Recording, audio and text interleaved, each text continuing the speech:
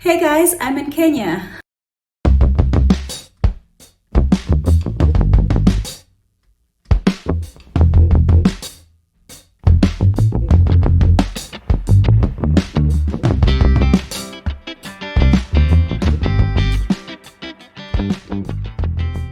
In this video, I'm going to be sharing with you the most important things to know before traveling to this amazing country. I'm in the capital city, Nairobi, sitting in my lovely room at the Radisson Blu Arboretum Hotel. I'll tell you more about the hotel later, but first let's get into the details of the information you need to know before traveling to Kenya. I flew directly from OR Tambo International Airport in Johannesburg to Nairobi with the national airline Kenya Airways. There are only two direct flights from Johannesburg, that is with Kenya Airways and the other one being Airlink. Kenya Airways is slightly more expensive than Airlink. My ticket with Kenya Airways cost 15,500 rands. That is for an economy class ticket.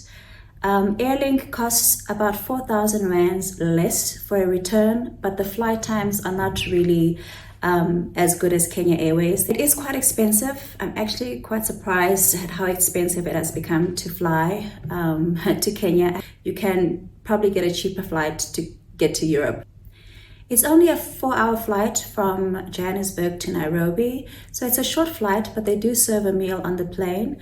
But I had a really good experience with Kenya Airways. It's not the first time I'm flying Kenya Airways. I flew Kenya Airways the last time I was here. But very impressed with the airlines, really no complaint. The service was great and the flight arrived on time. Accommodation options. There are really plenty of really beautiful hotels and lodges in Nairobi. There's no shortage of good accommodation. I mean, if you're looking for your international brands like the Hyatt, JW Marriott, Kempinski, and of course the Radisson, which is where I'm staying, those are also available. You can book through bookings.com or booking.com. I always say bookings.com, it's booking.com. Or you can book directly with the hotel. I'm of course staying at the Radisson Blu Arboretum. There is also another Radisson Blu, but it's not as good as this one. So this is a Radisson Blu Arboretum. This hotel was opened in 2019, so it's only 5 years old. So the finishes are still nice and new and everything is still kind of fresh. So it's a really nice hotel in that way. If you know how the Radisson hotels are classified, Radisson Blu is a business hotel, and then a Radisson Red would be more a leisure hotel. For a business hotel, they've got one of the most beautiful pools I've ever seen at a business hotel. They've also got a spa here. They've got a gym as well, a lovely restaurant, lovely place to sit outside the pool. It's located 15 kilometers from Jomo Kenyatta International Airport here in Nairobi, where I landed, and less than 5 kilometers away from the city center. And also, another thing to note is that the president's house is just under 2 kilometers from here. So the security is tight. In fact, when you arrive, they search your vehicle. When you check into the hotel, you've got to take your bags through security. You've got to go through security before you actually get to reception. They are also very strict with photography and videography here. You can't just film anywhere. In fact, when I was wanting to do a video about this hotel, I asked to film the outside of the hotel, which is outside the gate. I wasn't even allowed to do that. So it's very strict when it comes to security. The cost per night for this hotel is $200 US. Another wonderful highlight about the hotel is that it's situated 200 meters from the Nairobi Arboretum, which is a forest reserve. I took a walk there a couple of days ago, and they've got beautiful pathways, and it's such a lovely way to refresh because it's on the outskirts of the city, but it still is the city. You can go and bird watch there if you want. There are monkeys there. You can sit out and have a picnic. So that's another highlight that I enjoyed while I was staying here this last few days. That is the Nairobi Arboretum. Now let's get to the paperwork that you need to get here. As of January 2024, which is a year ago, Kenya requires all visitors, excluding citizens of East African partner states, to obtain an electronic travel authorization, ETA, or e-visa. Before applying for the ETA, you'll need to have booked your flights as well as your accommodation, because you're going to need to have those confirmation documents to upload on the website in order to obtain your e-visa. So this is what the electronic travel authorization looks like, or e-visa. It is an A4 sheet, but you fold it into 4 like this, so it's like a little booklet. And then in the booklet, which I won't show you of course, is my passport information, my flight details, as well as the name and address of the hotel I'm staying at here. So you'll fold it into 4, and this goes into your passport. And when you arrive at the airport and go through passport control, they will ask for this document.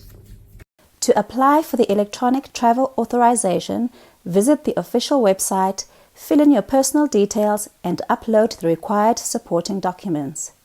Be sure to submit your application at least 3 days before your travel date. The cost of the e-visa is $30.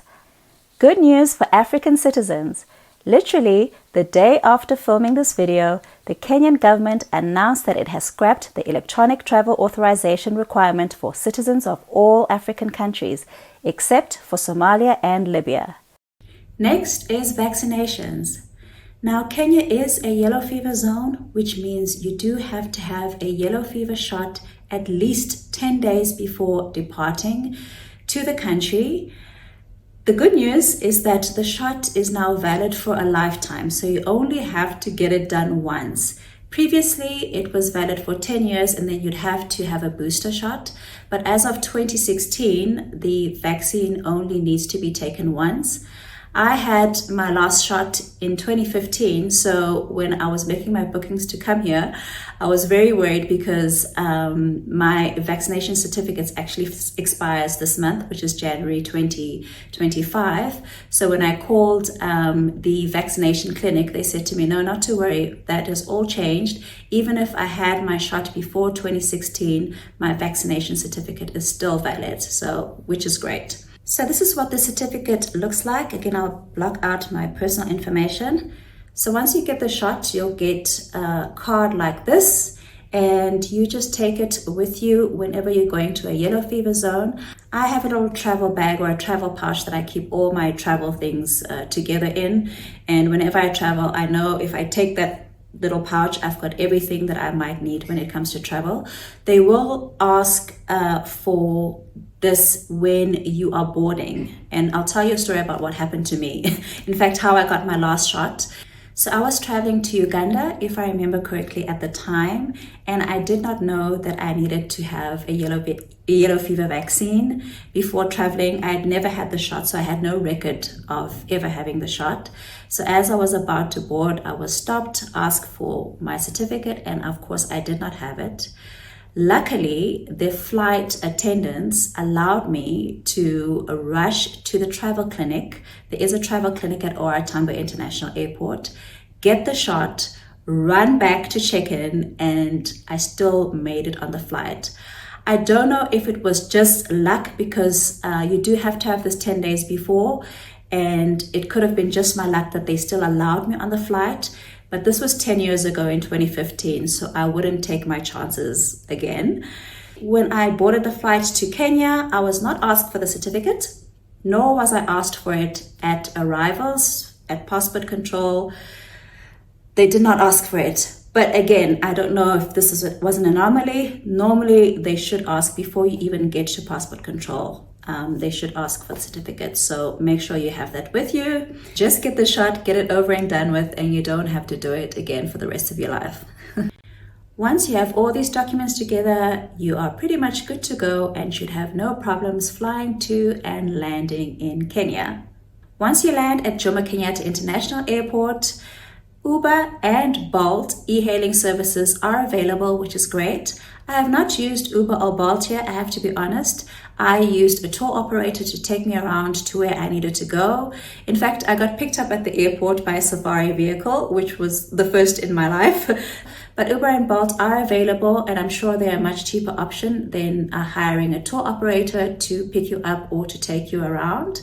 There is, of course, public transport here, like minibuses, they have scooters or motorbikes, and they also have the famous matatus, but I would leave the public transport to the locals or for those that are familiar with the service.